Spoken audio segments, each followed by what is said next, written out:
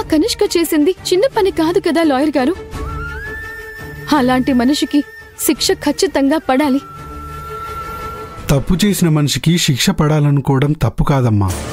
కానీ మీరు కేసు పెట్టడం వల్ల ఆ కక్షతోనే ఆ కనిష్క మీ మీద కేసు పెట్టింది. అందువల్ల ఈ కేసు నుంచి బయటకి రావడానికి ఏదైనా ఒక బలమైన నిర్ణయం తీసుకోవాలి. అది కాదు లాయర్ గారు. రాహుల్ బాబు 10 లక్షలు తీసుకున్నట్టు చూపించిన డాక్యుమెంట్స్ లో రాహుల్ బాబు చేసింది నిజమైన సంతకం కాదు, అది నకిలీ సంతకం.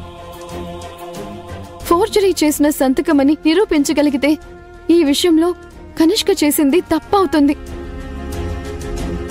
ఆ పాయింట్ పట్టుకొని మనం వాదించొచ్చు కదా. మీరు చెప్పింది నిజమే, అది నకిలీ సంతకమే, ఫోర్జరీ చేసిన సంతకమే. ఇప్పుడున్న టెక్నాలజీతో అది నిరూపించగలుగుతాం, కానీ దానికి కాస్త సమయం పడుతుంది. అయితే మనం ఆ మార్గాన్ని ఎంచుకుంటే మంచిది కదా లాయర్ గారు. ఆ మార్గం మంచిదే, కానీ సమయం పట్టే మార్గం ఈలోపు మనల్ని సమస్యల్లోకి, ఇరకాటంలోకి నెట్టే మార్గం. మీరేమంటున్నారో నాకు అర్థం కావడం లేదు. సమస్యల్లో ఎలా నెట్టబెడతాం? మనకి అది ఫోర్జరీ సంతకమని తెలిసే లోపే, అది మనం పోలీసులకి, కోర్టుకి నిరూపించే లోపే రాహుల్ గారు తప్పు చేశారని, చీట్ చేశారని కనిష్క నిరూపించిందనుకోండి, అప్పుడు ఖచ్చితంగా మీ ఆయనకి శిక్ష పడే అవకాశం ఉంటుంది. మనం ఎంత కష్టపడ్డా దానికి ప్రతిఫలం లేకుండా పోతుంది. అయితే దీనికి మరొక మార్గం ఏమీ లేదంటారా? అది ఫోర్జరీ సంతకమని మీరు నిరూపించే లోపే కనిష్క గారిని కేసుని విత్డ్రా చేసుకోమనడం మాత్రమే నాకు ఉత్తమమైన మార్గం అనిపిస్తుంది.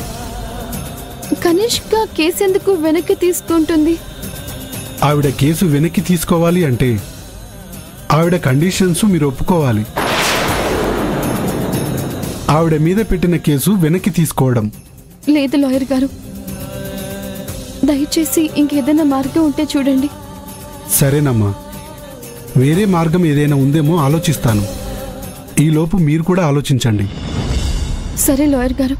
సరే, ఉంటానమ్మా.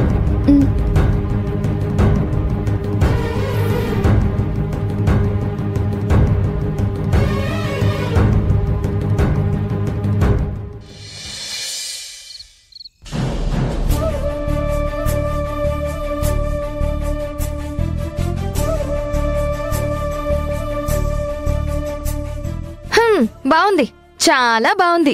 గుండు సుదే కదా అని జేబులో పెట్టుకుంటే గుండెకి కన్నం పడేలా గుచ్చుకుంది అన్నట్టు ఇన్ని రోజులు ఈ ఇంటి కోడలు అన్నారు.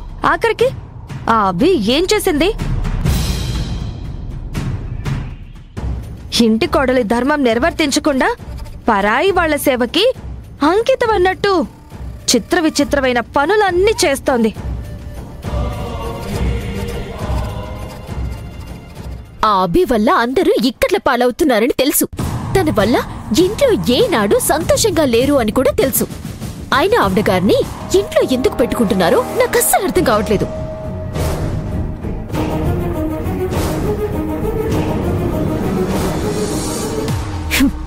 అదిగో మాటల్లోనే వస్తుంది ఆ మహానుభావురాలు.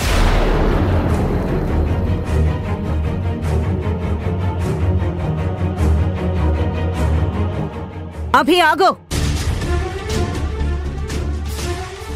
ఇంకా ఏం మొహం పెట్టుకుని వాకిట్లోకి అడుగు పెట్టావు? ఇంకా ఏం సాధించాలని కంకణం కట్టుకున్నావు?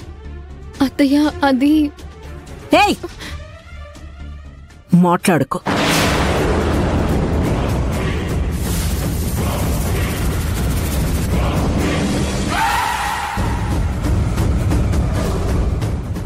నువ్వు మాట్లాడితే నేనేం చేస్తానో నాకే తెలీదు. అసలు ఏం మనిషివే నువ్వు? భర్త సమస్యల్లో ఉంటే సంతోషపడుతున్నావు, కుటుంబం కన్నీరు పెడుతూ ఉంటే ఆనందపడుతున్నావు. అసలు నీకు మనసనేది ఉందా? మానవత్వంతోనే నడుచుకుంటున్నావా? వేదా, ఏంటా మాటలు? అసలు ఎవరితో మాట్లాడుతున్నావో, ఎందుకు మాట్లాడుతున్నావో అర్థమయ్యే మాట్లాడుతున్నావా? అర్థమయ్యే మాట్లాడుతున్నానండి.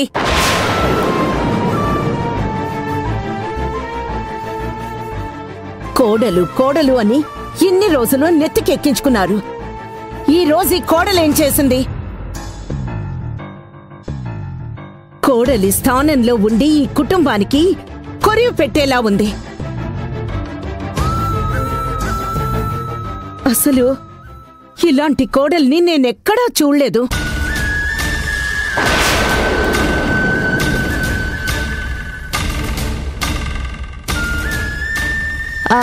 అయినా మీకు ముందే చెప్పాను కదా అత్తయ్య గారు, అభికి ఇష్టం వచ్చిందే చేస్తుంది, అభి నమ్మిన దారిలోనే వెళ్తుంది అని.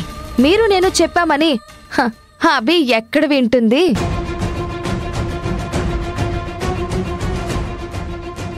అవును పెద్దమ్మా, అభి ఏ రోజు కుటుంబం గురించి ఆలోచించింది ఈ రోజు ఆలోచించడానికి? ఇంక మీరు ఆపుతారా అమ్మా? అగ్నిలో ఆజ్యం పోసినట్టు వేదవతి ఆగ్రహానికి ఇంకా నిప్పంటిస్తున్నారు. వాళ్ళన్న దాంట్లో తప్పే ఉంది. అభి వల్ల ఏనాడు మనం సుఖపడింది లేదు. కనీసం ఈ రోజు రాహుల్ని విడిపించి కాస్తైనా సంతోషపెడుతుంది అంటే ఇప్పుడు కూడా అభి తన అహంకారాన్ని చూపించింది. చిచి, ఎంతసేపు మీరు అభిని అనడం తప్ప ఒక్కసారి తన కోణం నుంచి మీరెందుకు ఆలోచించరు? అసలు మీరేం కోణంలో ఆలోచిస్తున్నారు? ఒక పక్క కన్న కొడుకు పోలీస్ స్టేషన్లో ఇబ్బంది పడుతూ ఉంటే కొడుకుని విడిపించే అవకాశం ఉన్నా కోడలు తల పొగరు చూపిస్తూ ఉంటే ఇంకా కోడల్ని సమర్థిస్తున్నారా? కోడల్ని వెనకేసుకొస్తున్నారా? అసలు ఆ మహాతల్లి మీకేం మందు పెట్టిందో ఏమో ఒక్క మాట కూడా అన్నివ్వడం లేదు. వేదా, ఇక నువ్వు నోరు మోస్తావా? మావయ్య,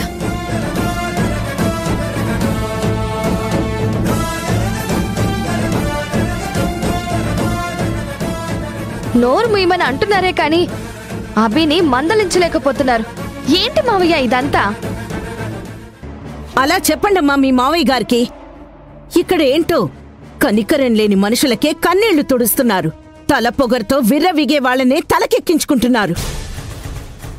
వేదా, ఇక నువ్వు ఆపుతావా?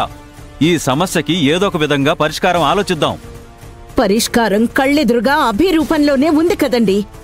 ఆవిడ గారిని అడగకుండా నా నోరు మూయిస్తారేంటి?